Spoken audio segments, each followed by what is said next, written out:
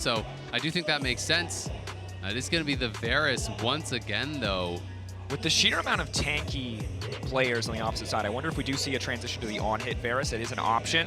With Bailout especially. With Bailout especially, and this is a super oppressive bot lane 2v2. LNG, yeah, can build for the competition, but hung outside of engaged supports, this is going to be a tough task. Milio is fantastic, can outclass the Renata, but this is going to be a tricky one to navigate. I just don't really love their draft that much, I'm going to be honest. I do feel like LNG have kind of painted themselves into a corner a little bit. They have no ability to really be on the front foot. Like, yeah, you can kind of fish with Sejuani ults, but it's pretty tough. I think you get an early Mikhails. There's going to be some cleanses and things like that that are going to keep you relatively safe from it. The engaged options are really, really poor, I do think, for LNG. For LNG, I think the early game is going to become so incredibly important. They're going to have to be able to kind of absorb these engages, utilize the Breath of Life here with Milio to try to cleanse out, AoE cleanse out the CC that's going to be coming with the hostile takeover. That's kind of going to be the job here of Hong.